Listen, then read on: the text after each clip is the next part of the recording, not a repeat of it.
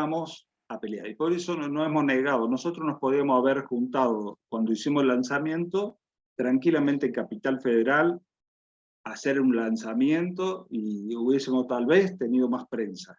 Pero dijimos no, porque eso contradice culturalmente a lo que nosotros venimos a plantear. Nosotros nacemos desde Formosa y no vamos a ir a la capital hasta que podamos coparla, la capital. Entonces, para eso estamos haciendo este trabajito desde donde vivimos los 42 millones de argentinos que vivimos fuera de Cava. 42 millones de argentinos. Y hoy ponemos en marcha el segundo taller que venimos desglosando el mundo en el cual vivimos, la historia de los procesos políticos. Bipolar, este mundo dividido en dos polos diferentes, el conflicto entre Estados Unidos y el capitalismo, y del otro lado la Unión Soviética con el socialismo, con el comunismo más precisamente, y estuvimos viendo todas las aristas, al menos muy por arriba, sobre este conflicto internacional, para intentar conocer también cuál fue la influencia hacia adentro, hacia Argentina. Además de ver estos dos grandes bloques de poder, también analizamos algo muy importante y muy interesante, que eran los países no alineados. En el día de hoy vamos a estar hablando sobre el mundo unipolar, este mundo unipolar el cual hace referencia hacia Estados Unidos y todo su dominio a partir de la década del 90. No sé si pueden ver las diapositivas, si está todo ok. Se ve perfecto, Tadeo. Perfecto. Bien. El dominio de Estados Unidos durante la década de los años 90. Este mundo llamamos un mundo unipolar cuando una sola potencia hegemónica tiene el control sobre el resto y no hay un contrapeso para contrarrestar de alguna manera esta influencia. Dominio fáctico de Estados Unidos, la podemos poner más o menos en fecha desde 1989, cuando empieza a desmoronarse el bloque soviético, y hasta qué año ha llegado este dominio total de Estados Unidos es de discusión. Algunos dicen que en el 2001, otros dicen que en el 2005, otros que en el 2008. Yo creo que no cae totalmente, sino que va cayendo de a poco este mundo unipolar, que lo estaremos analizando más adelante. Toda esta década del 90 se caracteriza por un desarrollo del libre mercado a nivel internacional. Esto lo tenemos muy en boca, incluso en el día de hoy, en nuestra sociedad.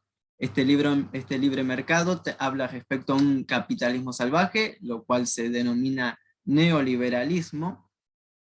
Esto tiene su propósito, lo vamos a ver un poquito más adelante, sobre por qué el neoliberalismo, quiénes los impulsan y hacia quién se aplica.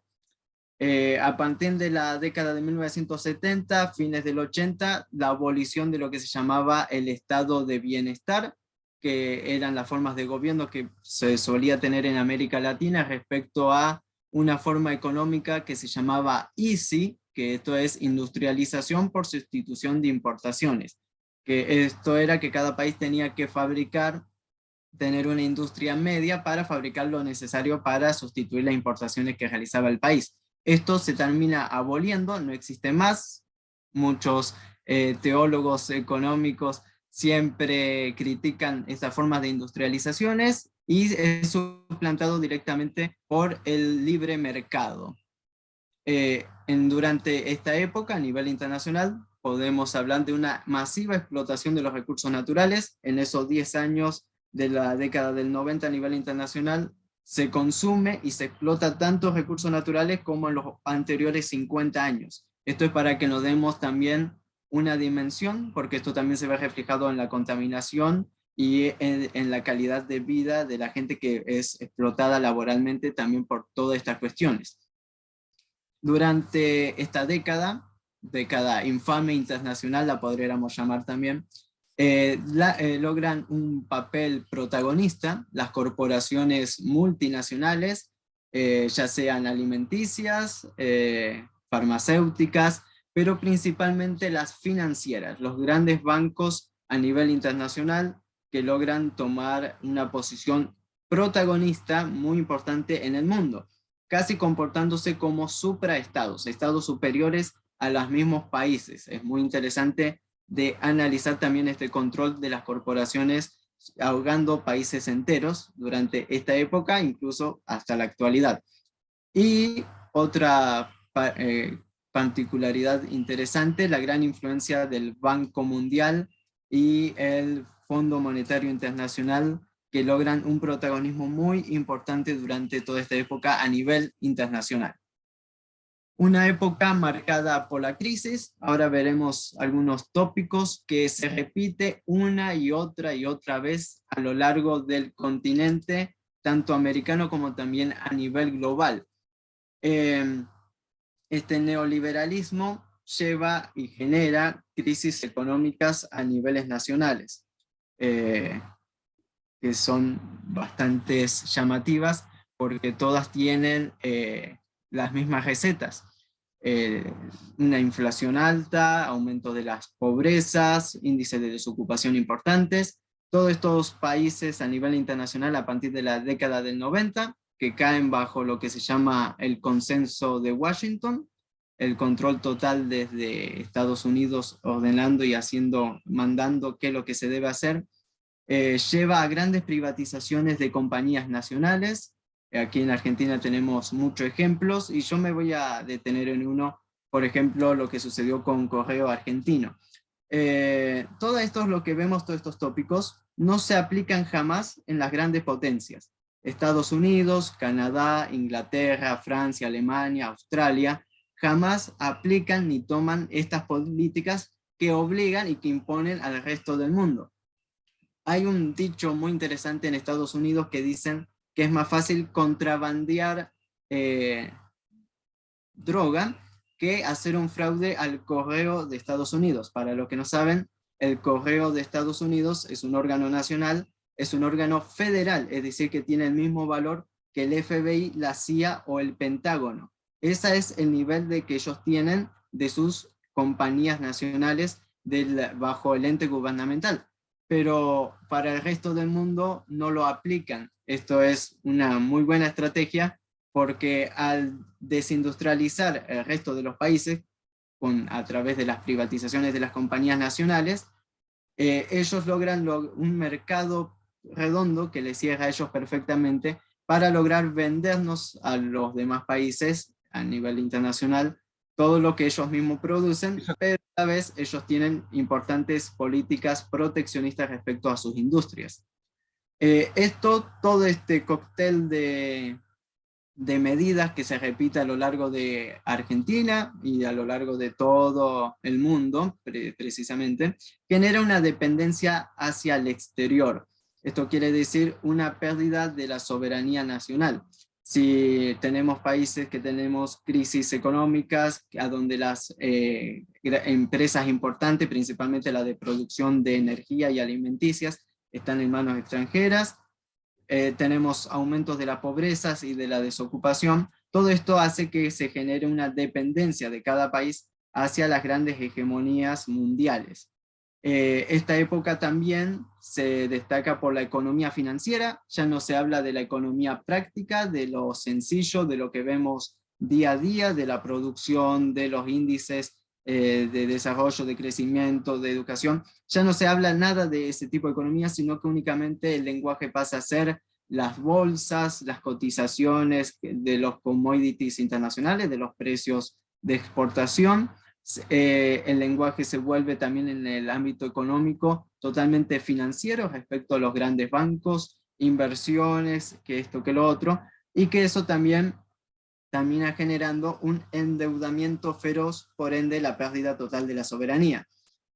Cualquier país en la década del 90 o incluso en la actualidad que nosotros sepamos que no es un gobierno popular, que es un gobierno neoliberal, hagamos un análisis con Chile, hagamos un análisis con Colombia, con Paraguay, tomando todos estos puntos y nos vamos a sorprender de que este es el manual, este es el comportamiento que se genera hacia los países en vía de desarrollo de parte de las grandes potencias para dos cosas.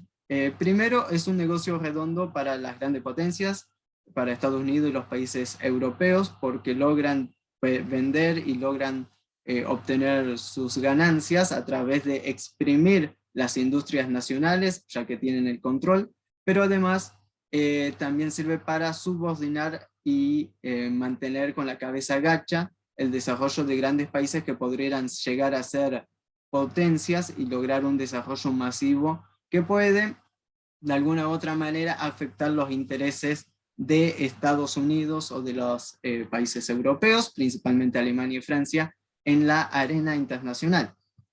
Por eso, el énfasis y siempre los mismos discursos y la misma utilización de las mismas políticas para lograr sus cometidos. Incluso podemos analizar que durante el gobierno de Macri, ya sé que íbamos a hablar de lo internacional, pero podemos tomar que también se cumplieron todos estos tópicos durante su gobierno, porque no era un gobierno que tenga un interés de hacer crecer o desarrollar a la Argentina, sino más bien de subordinarse a intereses foráneos. A nivel mundial, hay una serie de gobiernos en los principales países del mundo, países que son países muy desarrollados y que podrían ser potencias, pero que se le aplica a este gobierno neoliberal con tal de que no puedan levantar cabeza y no puedan desarrollarse nacionalmente para ser, digamos, países mucho más justos e igualitarios. La Argentina de Carlos Saúl Menem, Brasil con Fernando Collor de Mello. Esto es algo interesante porque tanto Menem con el presidente de Brasil que terminan de crear y de dar forma el Mercosur. El Mercosur fue ideado por Alfonsín y por el presidente brasilero Serrey, más bien como una manera de integración sudamericana, el Mercosur como mercado común del sur, para lograr el comercio y el desarrollo entre los países, pero Menem y Colón de Mello lo toman más bien como un área de libre mercado y no tanto como de integración nacional. Tenemos en México un gobierno totalmente desastroso y neoliberal, pero que no se habla, que fue el de Carlos Gortari. Esta persona lo que hizo fue privatizar de la A a la Z todos los servicios públicos de México y las más importantes empresas mexicanas. Esto también generó una gran pobreza y un caos totalmente económico en México, una gran inflación. Es interesante porque México tiene más de 100 millones de habitantes. Es un país que tiene potencial, pero que también es un país muy sometido por los intereses foráneos. En la India, el gobierno de Shankar Sharma, también un gobierno extremadamente neoliberal. Por ahí nos preguntamos cómo China logra tener un desarrollo sostenido y además reducir la pobreza, y cómo India logra un desarrollo no tan importante, pero con una pobreza galopante que siempre se mantiene estructural. Esto es porque el gobierno de la India lamentablemente siempre ha sido neoliberal y un gobierno que está más interesado y que está más pendiente de lo exterior y de quedar bien ante otros países que en enfocarse en los problemas internos de su sociedad y de toda la situación incluso cultural y social que tienen dentro del país, que es muy complicado. Hasta el día de hoy el gobierno de la India es netamente neoliberal. En Pakistán, otro país potencia, un país que tiene una gran influencia en Asia Central, en Medio Oriente, también se vio sometido bajo un gobierno neoliberal a manos de Nawaz Sharif. Esta persona incluso hasta el día de hoy sigue saliendo segundo en las elecciones parlamentarias de Pakistán. Es interesante porque esto también nos da a entender que no solo sucede en nuestros países que la gente es un poco cabeza dura respecto a algunos políticos que verdaderamente llevaron un saqueo sistemático de sus sociedades, lo cual es muy penoso para observar.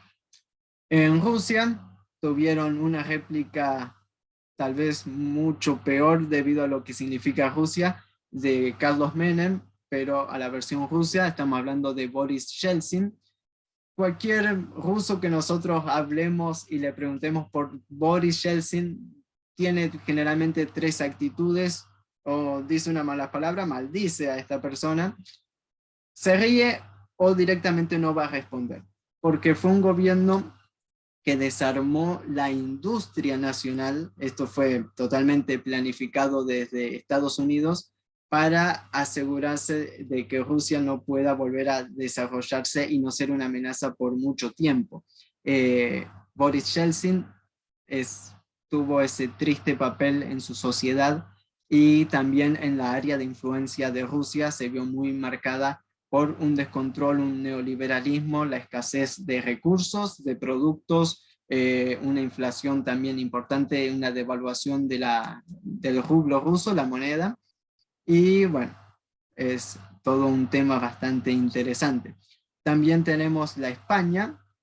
España siempre fue un poco más rezagada respecto a los países de primer mundo, como se les suele llamar a los países europeos, sin mucha justificación lo de primer mundo. La España de los gobiernos de Felipe González y José María Aznar asentan una base que luego sería la hecatombe de la gran crisis económica de España, que se mantiene hasta el día de hoy.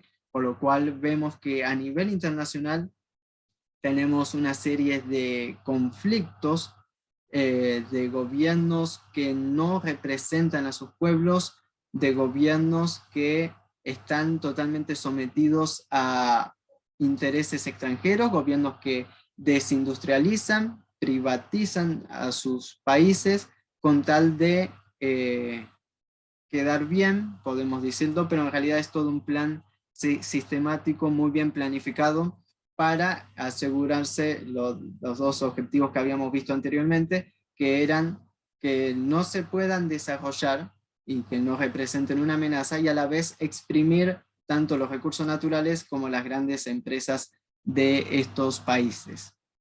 En el año 93, en medio de todo esto, aquí hay un punto interesante, pero no nos vamos a detener mucho respecto a la creación de la Unión Europea. Durante toda esta década del 90 se forman importantes bloques económicos de diferentes vertientes. La creación de la Unión Europea siempre nos los venden como el ejemplo de una unión perfecta. Siempre se habla en nuestros países, ojalá tengamos una unión de la patria grande usando el modelo de la Unión Europea, que tiene una integración jurídica, política, que tienen incluso intereses conjuntos respecto a lo que ellos denominan la gobernanza mundial, su papel en el mundo, una política exterior común con una cancillería con portavoces que tienen poderes incluso por afuera de las mismas naciones, una unión monetaria bajo de una sola moneda que es el euro, y una alianza militar de defensa que es la OTAN. Sobre si existe una igualdad en respecto a esta unión, lamentablemente no. No podemos decir que la calidad de vida en Polonia es igual a la de Alemania. Generalmente esta unión, si bien se justifica de que es beneficiosa para todos, en realidad es mucho más beneficiosa para las mismas potencias de siempre. Francia, Alemania, Reino Unido, que ahora ya no es parte de la Unión Europea, pero en aquella época sí, y los países nórdicos del norte, todos los mismos países que habíamos visto que utilizan políticas proteccionistas en su economía, pero hacia el exterior imponen otras políticas para lograr sus cometidos. Sobre si es justo o no la repartición dentro de la Unión Europea, generalmente Alemania y Francia siempre terminan mucho más beneficiados y el resto terminan perdiendo. Vamos a dar un ejemplo bastante real y sencillo. Por ejemplo, toda la producción de naranjas que se da en España es vendida a Alemania por 20 centavos de euro.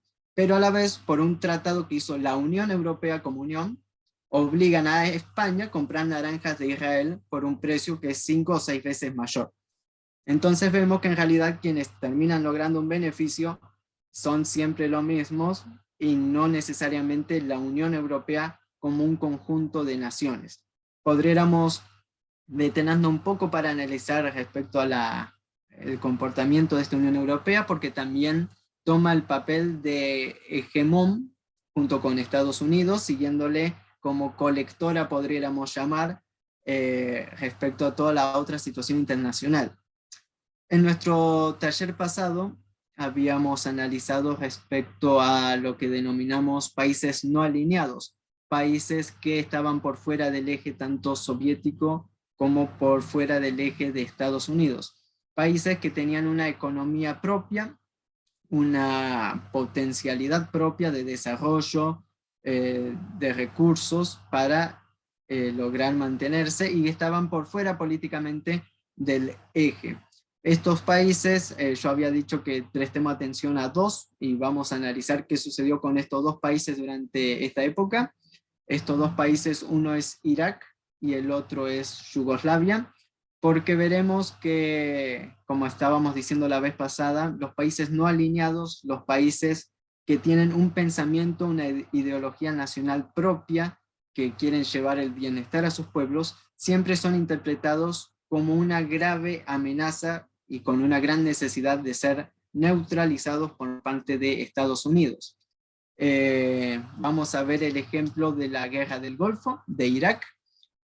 Para comprender un poquito respecto a esto, tal vez Alejandro podría en algún otro momento hablarnos, porque él está muy interiorizado respecto a lo que ha sucedido, pero vamos a dar y vamos a hablar un poco sobre algunos conceptos, porque esto está muy relacionado con lo que sucedió en la década del 90 y cómo los países que estaban por fuera y que podrían ser, por su ejemplo, un enemigo de Estados Unidos, reciben su recompensa, son liquidados totalmente por su política.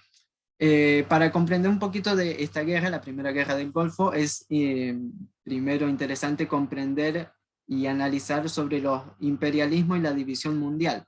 Ahí tenemos un mapa en pantalla donde vemos Irak, Arabia Saudí y otros países, y vamos a ver que en muchas fronteras de estos países hay líneas rectas, como si los países hubieran hecho con un lápiz y una regla y alguien fue dibujando el contorno como se le antojó, y es lo que precisamente sucedió. A fines al principio de los años 1900, Francia, Inglaterra, Italia se dividen en gran parte del mundo, principalmente el continente africano y Medio Oriente, y se lo dividen, como acabamos de decir, con lápiz y regla, y cada uno se agarró las tajadas que correspondían.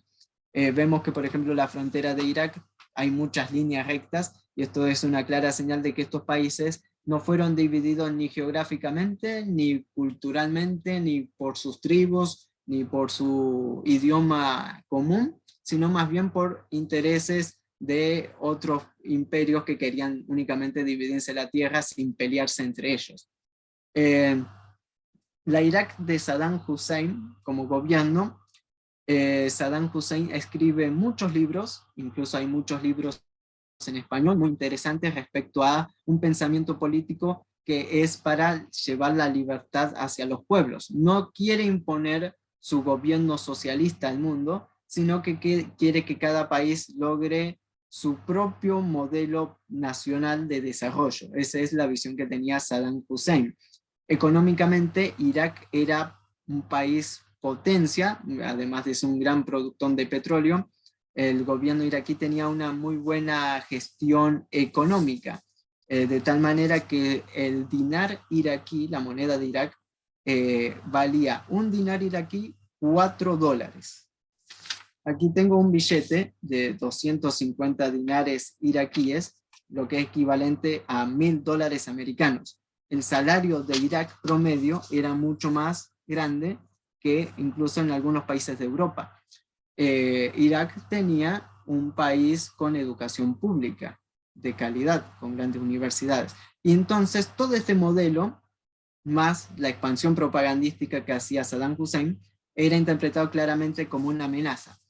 Y Saddam Hussein mordió tal vez el anzuelo en este conflicto armado en el año 1990, en medio de unas disputas territoriales y además energéticas con Kuwait.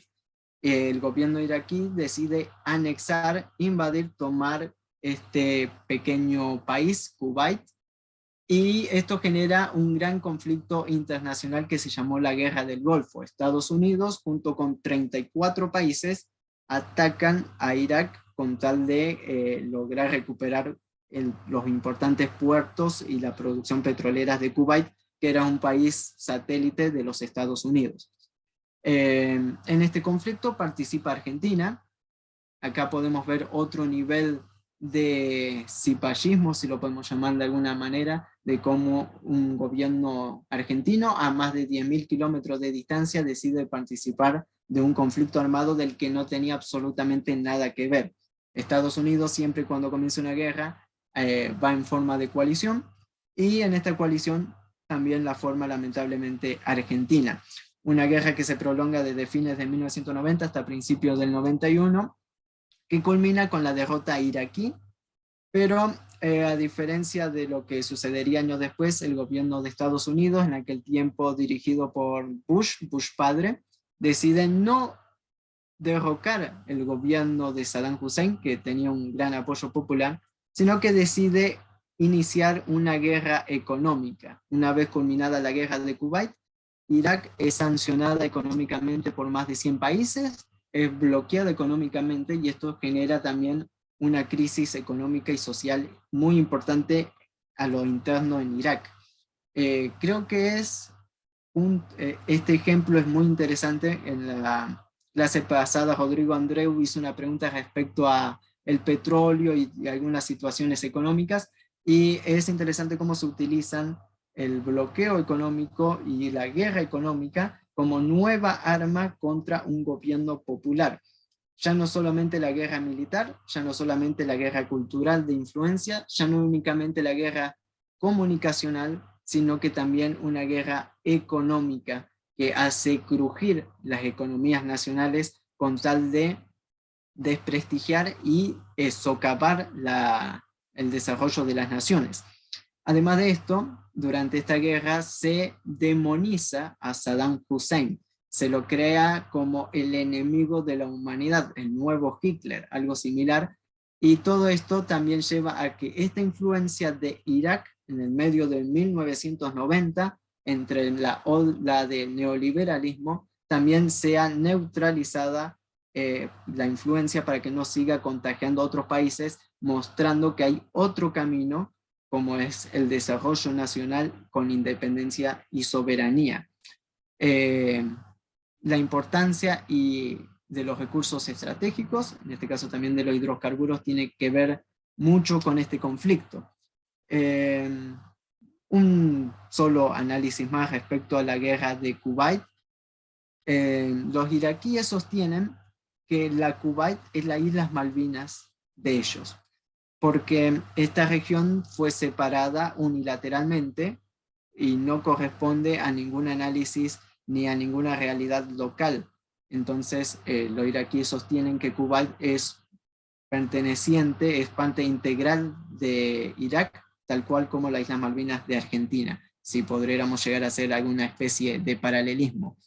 De esta manera, a nivel internacional se logra neutralizar un país potencia, un país desarrollado y un país que inculcaba su desarrollo a otros. Pero dijimos que íbamos a analizar dos conflictos, dos países que habían puesto tal vez en duda todo el plan neoliberal de Estados Unidos y de los europeos, y el otro país era Yugoslavia. Y vamos a analizar brevemente el desmembramiento de Yugoslavia. Obviamente todos estos análisis llevarían horas o días, pero lo vamos a ver muy por arriba. Tal cual, fijémonos por ahí las fechas: 1990, 1991 el conflicto de Irak, 1991 comienza el conflicto armado en Yugoslavia. Terminan con uno, empiezan con otro, no lo sabemos. Yugoslavia viene a partir del 1980, cuando se muere Tito, el presidente eterno de Yugoslavia. Hay peleas políticas, peleas internas, y a la vez Estados Unidos empieza a implementar una guerra económica también contra Yugoslavia, principalmente en el sector financiero, en el sector de las divisas. Esto genera una hiperinflación que creo que es dentro de las 3 inflaciones más grandes del mundo, que es la que tuvo Yugoslavia. Hay una historia bastante interesante respecto a cómo Estados Unidos, junto con otros países, inundan los mercados internos de Yugoslavia con dinero falso para también generar una hiperinflación. Es una jugarreta muy interesante también para analizar en un futuro. Esta crisis económica termina estallando en crisis políticas y sociales. Yugoslavia es una nación que está compuesta por 5 nacionalidades diferentes, con 5 particularidades muy interesantes. Durante el gobierno socialista de Tito, Tito le dio más énfasis al desarrollo de Croacia que al desarrollo de Serbia como parte de Yugoslavia. Pero a partir del año 87, Serbia logra un protagonismo mucho mayor y exige reglas claras hacia lo interno, hacia Yugoslavia, pidiendo mayor repartición de riquezas, un mayor énfasis hacia Serbia y no tanto hacia Croacia. Esto estalla también en las diferencias políticas y sociales que terminarían desmembrando el país. Para entender un poco también la sociedad, hay que entender mucho la religión de estos países. Croacia, nación 100% católico. Serbia, los serbios ortodoxos. Bosnia, eran musulmanes. Entonces hubo también este choque a través de la crisis económica, a través de la crisis política de no ponerse de acuerdo las grandes autoridades, también lleva a crisis sociales y religiosas e interétnicas, lo cual termina con importantes conflictos armados desde el año 91 al 96, principalmente la guerra de Croacia y la guerra de Bosnia. Obviamente todas estas guerras impulsadas y apoyadas 100% por Estados Unidos, por los países europeos. La guerra entre Croacia y Serbia tiene un apoyo, otra vez nuevamente podemos ver a nuestro país, a Argentina, vendiéndole armas a Croacia. Y aquí vemos otra vez que un país totalmente, volviendo hacia lo interno, totalmente bajo la tutela de Estados Unidos, haciendo lo que Estados Unidos exigía. En este caso, armar a las fuerzas croatas para combatir contra Serbia, Serbia que quería mantener aún así la unidad de Yugoslavia, y esto también generó que caiga Yugoslavia, se termine desmembrando a través de una guerra sangrienta como son las guerras que se dieron en los Balcanes, principalmente la de Bosnia, que estuvo 5 años de conflicto, más de 100.000 muertos y con la utilización de todo tipo de armas.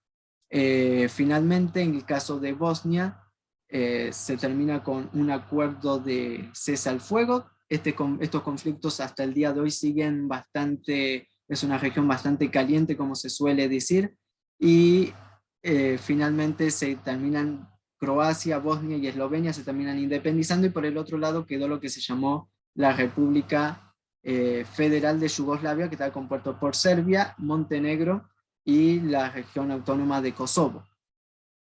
Año 1999, continúan estas guerras de injerencia para terminar de destruir Serbia, para terminar de destruir lo que restaba de Yugoslavia como ejemplo de desarrollo nacional, para también dejar en claro a nivel internacional que cualquiera que quiera mantener su soberanía, su independencia y molestar los intereses de las grandes potencias también recibiría su castigo. En 1999 la OTAN como organización bombardea Yugoslavia día y noche durante casi 3 meses, generando la muerte de miles de civiles, y aún así no se logra frenar el conflicto de Kosovo, que sigue abierto hasta el día de hoy. Tenemos 2 personas en las imágenes de abajo. A la izquierda es Slobodan Milosevic, presidente de Yugoslavia, de la Serbia, desde 1987 hasta 1999. En el año 2000 es derrocado y es juzgado internacionalmente. Aquí vemos otra vez la demonización hacia líderes nacionales que se jugaron por su país. Yo no estoy de acuerdo con ninguna guerra, pero hay que reconocer el mérito de las personas que durante una década entera se le plantaron a las principales potencias mundiales y le dieron su combate y le dieron bastante dolores de cabeza. A la derecha está Radovan Karadzic, que hasta el día de hoy está siendo juzgado por el Tribunal Internacional de La Haya, la mayoría falsas acusaciones que no se pueden comprobar, muchas de ellas inventadas, y esto obviamente también con un tinte geopolítico, que se trata siempre de aplacar a los países que podrían haber sido potencia, y además humillar a los líderes para que nadie vuelva a imitar esos ejemplos. Irak y Yugoslavia, dos naciones totalmente diferentes, pero con dos pensamientos también totalmente diferentes, dos culturas totalmente diferentes, pero con una sola meta, que era el bienestar de sus pueblos y el desarrollo nacional, que es obviamente truncado en esta época neoliberal, y no hay ninguna otra potencia que pueda venir al socorro, al rescate de ellos, porque no hay nadie del otro lado. Pese a todo este escenario geopolítico bastante triste, bastante tenso, hay países que podemos denominar sobrevivientes hasta sobre esta hecatombe neoliberal, sobre imposiciones de políticas económicas y políticas desde Estados Unidos. Y aquí tenemos en pantalla algunas de ellas que vamos a mencionar, porque si bien cada país forja su destino, cada país decide las políticas y cada pueblo decide cómo va a ser su crecimiento, cuáles van a ser sus políticas, es necesario aprender de los buenos ejemplos que nos han quedado de los otros. Esto es algo muy interesante que debemos considerar.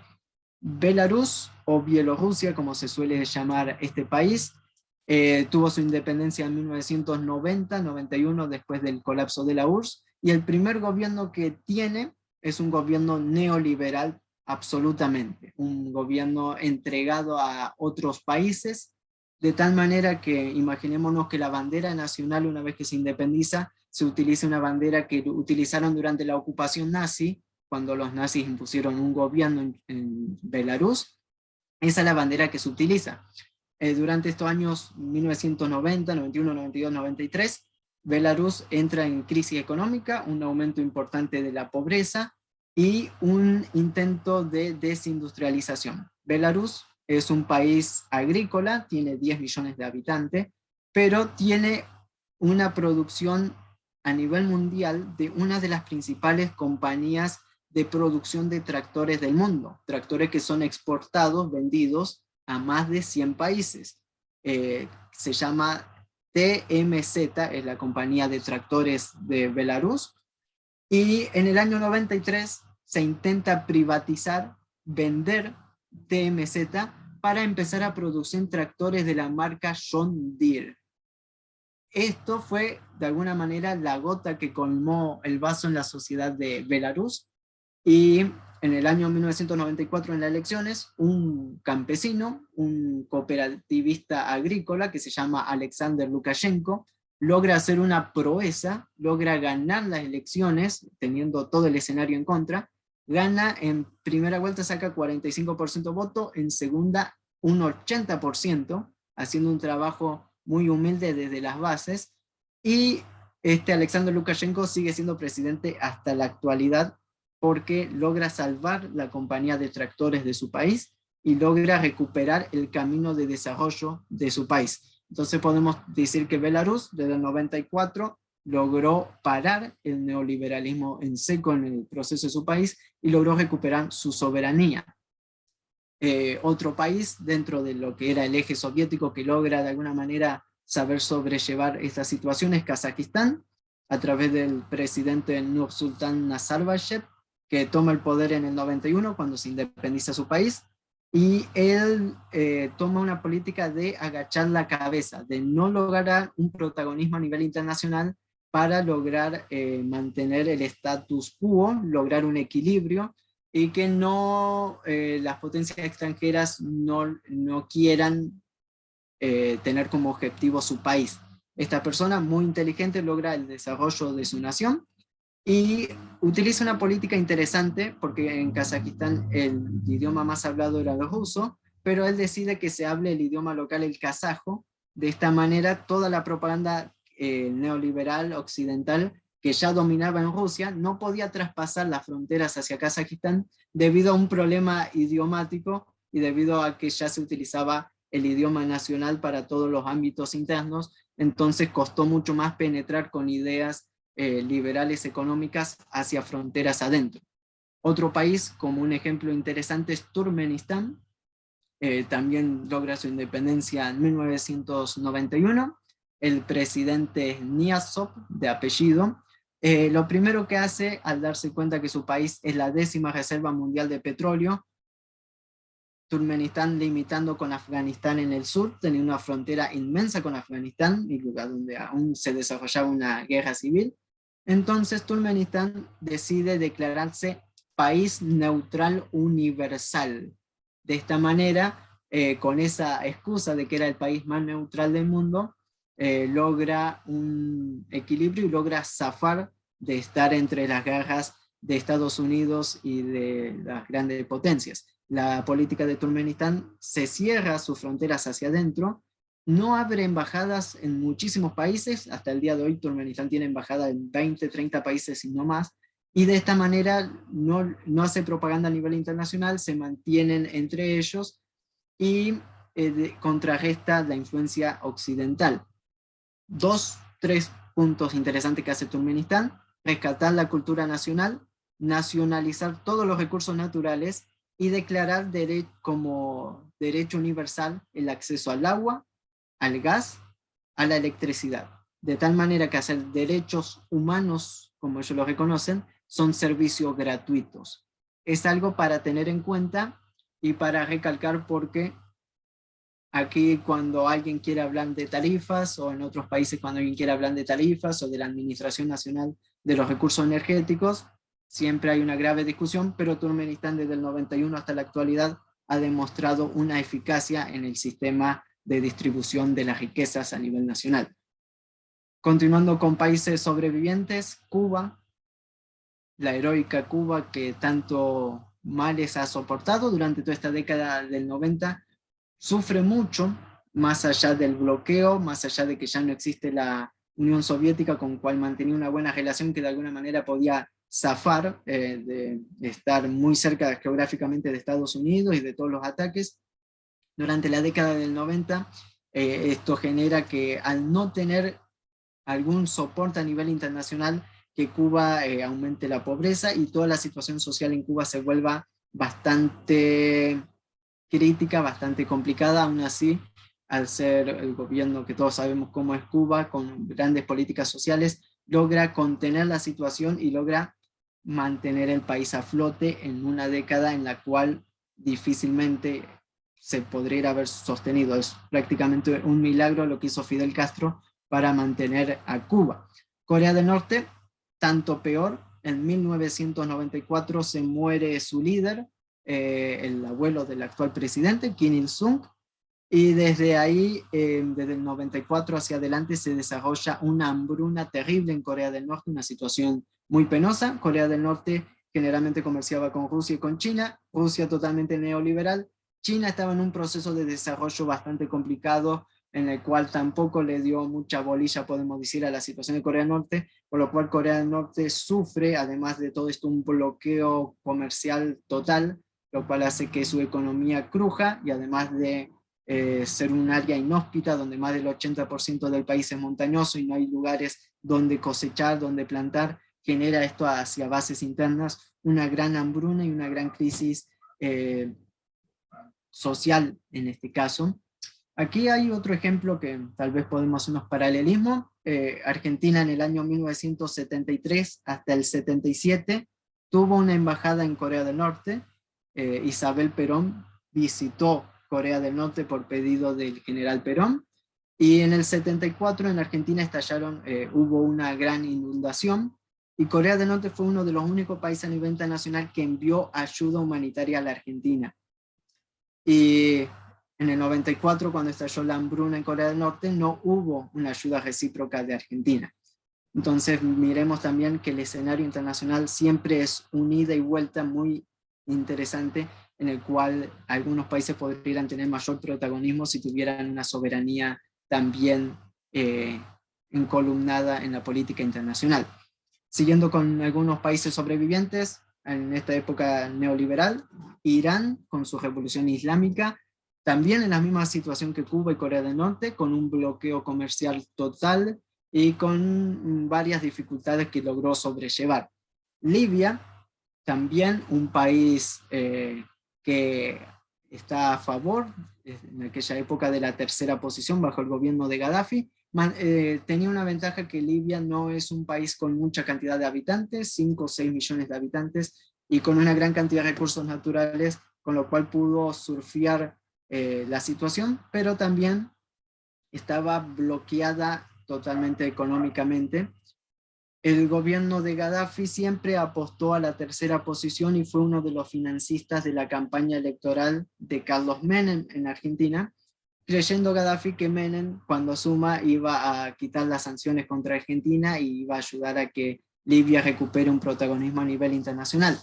Hay un libro muy interesante que se llama Argent Leaks, escrito por Santiago Donel, donde se revela cómo Muammar al-Gaddafi intentó en varias ocasiones que Argentina, de Saúl Menem, ayude a quitar las sanciones contra su país, y que el embajador de Estados Unidos se reunía con Menem y le decía no, no, no, y el otro hacía así con su cabeza y lo que se mandaba se obedecía.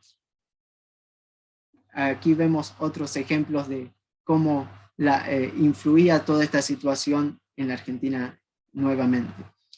Otro país sobreviviente, Siria.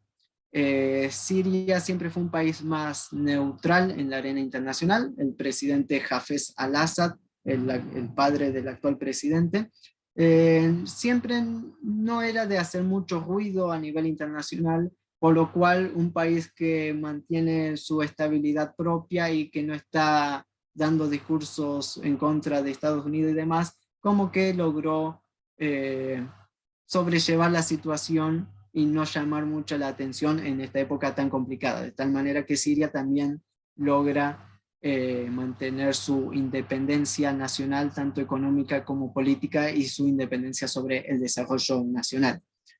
Este es, a grandes rasgos, todo lo que ha sucedido durante esta década del 90, pero como vimos al principio, ¿hasta qué año podemos identificar la influencia? ¿Hasta qué año podemos decir que Estados Unidos logró, sin que nadie se lo oponga, este dominio tal vez a nivel global, donde todos respondían a los mismos intereses, intereses económicos, intereses de las grandes potencias, de muy pocas personas que deciden por todo el mundo? Y aquí es una discusión que muchos tienen respecto a cuándo cambió el paradigma a nivel internacional. Muchos hablan que la caída de este mundo unipolar fue a partir del 2001 con el ataque a las Torres Gemelas, donde se vio de alguna manera una debilidad de los Estados Unidos. Pero por los hechos que Estados Unidos hace después, la invasión de Afganistán sin autorización de Naciones Unidas, y en el 2003 la invasión de Irak y la destrucción y el derrocamiento de Saddam Hussein, también sin autorización de las Naciones Unidas, podemos sostener que no hay ningún freno hacia la política unipolar de Estados Unidos, por lo cual la primera tesis de que empieza a caer en el 2001 no es de todo cierta, y yo creo que otra vez Argentina tiene protagonismo en la arena internacional importante respecto a la caída o el fin del dominio unipolar de Estados Unidos, aunque después veremos que todavía esto sigue en una cierta transición. Argentina, protagonista mundial.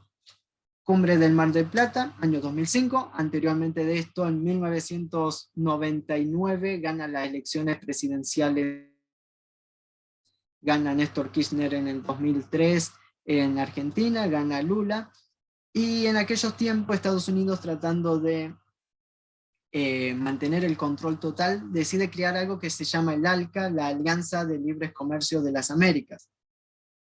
Con esto se tenía planeado y por sentado el dominio económico total de los países latinoamericanos y su total dependencia hacia Estados Unidos si se llegaba a firmar el ALCA.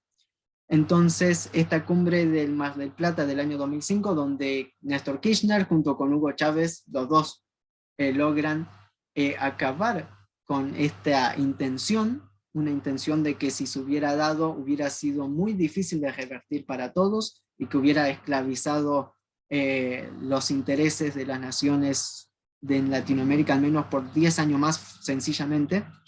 Y esta manera de lograr decirles no a Estados Unidos, nadie a nivel global desde el 89 hasta el 2005 le había dicho no a Estados Unidos con tal firmeza que le genera un fracaso, una derrota. No una derrota militar, que sí podemos decir que tal vez la tuvieron en Yugoslavia o en Irak. No es una derrota militar, no es una derrota económica, es una derrota política. Una derrota política que logra cambiar la región, Sudamérica, empezando por Sudamérica, pero que también demuestra a nivel internacional que se le puede decir no, que se le puede dar un freno a los intereses de Estados Unidos y los intereses de las grandes potencias. Y lo dio un país como Argentina, que recién se estaba recuperando de una crisis, un país como Venezuela, que estaba en vía de desarrollo después de más de 40 años de abandono y desidia total. Y esto cambia el paradigma regional e internacional, y esto también conlleva a una integración latinoamericana a nivel nacional. Es bastante interesante esta parte de la historia, porque Argentina nuevamente protagonista. La misma Argentina que durante la década del 90 abandonó todos sus recursos naturales y quedó subordinada a los intereses de Estados Unidos. La misma Argentina que en el 91 tenía sus barcos en las costas de Irak, atacando Irak. La misma Argentina que le vendió armas a Croacia para que derrote a Yugoslavia, que no haya un ejemplo a nivel internacional de cómo seguir. La misma Argentina termina siendo el ejemplo de que otro camino es posible y que otro camino de desarrollo se puede llevar a cabo y se debe llevar a cabo por el bien de los pueblos. Esto después termina con una integración latinoamericana mucho mayor en la UNASUR, uniendo a los países de América del Sur, y después con un proyecto de Hugo Chávez que se llamaría la CELAC, para unir desde México a la Argentina en un solo bloque, dejando por fuera a Estados Unidos y a Canadá. Hasta aquí, a grandes rasgos, vamos a dejar la clase de hoy respecto a este mundo unipolar. Hemos visto el desarrollo de este mundo unipolar con las imposiciones de las políticas económicas de Estados Unidos, de las grandes corporaciones económicas, de los grandes intereses hegemónicos de Estados Unidos, de la Unión Europea, impuestas hacia todo el mundo. Hemos visto países como Irak, como Yugoslavia, que tenían otros modelos de desarrollo, pero que representaban una clara amenaza al sistema norteamericano. Vimos las consecuencias de estos países por mantener su libertad. Hemos visto países que de alguna manera lograron sobrellevar todo esto para lograr salvaguardar a sus pueblos, pero sobre todo esto, Estados Unidos hasta el día de hoy todavía estamos en un mundo en transición entre lo unipolar y lo multipolar, que es el taller próximo que estaremos viendo respecto a la historia y la geopolítica a nivel mundial. Un detalle un poco interesante, que la principal víctima, podemos decir, de estos ataques de Estados Unidos y de exportar su cultura y de imponer sus ideas, termina siendo en realidad la misma población de Estados Unidos. Vemos que Estados Unidos tal vez intenta esclavizar a otras naciones, pero porque primero tiene muy bien sometida a la suya propia, a través del engaño, a través del materialismo, a través de tantas cosas, para lograr entorpecer el pensamiento de las personas y lograr un control y someter primero a su población para luego someter al resto. Hasta aquí la clase de hoy. Creo que ahora pasamos a la sección de preguntas y respuestas. Y bueno, nuevamente muchas gracias a Alejandro por esta oportunidad. Hay muchas más para analizar respecto a todo esto, pero a grandes rasgos creo que hasta aquí podemos dejarlo. Y bueno, Tadeo, excelente el taller. Vamos a abrir a todos los compañeros y compañeras que quieran hacer sus preguntas, sus apuntes. Y simplemente quiero decirles algo. Hace un mes yo logré diplomarme en política internacional. Tengo entendido que soy el único en la Argentina, el único periodista en la Argentina con esta titulación en Harvard sobre política internacional. He estudiado el mundo según Harvard. Lo que ustedes acaban de leer en el mundo a través de Tadeo, cómo es el mundo, no es lo que te enseña Harvard. Y para que Harvard no te contamine, tenés que estar con una coraza de hierro que se llama doctrina peronista. Si no tenés la doctrina peronista que te proteja de la invasión que intenta colonizarte y pintarte un mundo diferente, donde Saddam Hussein no es el Saddam Hussein que contó Tadeo. Es el Saddam Hussein que te cuentan los norteamericanos, donde los ejemplos de los países sobrevivientes, le dijiste, Tadeo, sobreviviente. Bueno, ni mención de esos países porque sería un mal ejemplo. Es algo así como le pasa a la Argentina con Formosa. No hablemos, no profundicemos de Formosa, quedémonos con Formosa de los medios hegemónicos, más o menos así en el pago chico, diríamos. Excelente exposición, compañero Tadeo, y desde nuestra lógica, viendo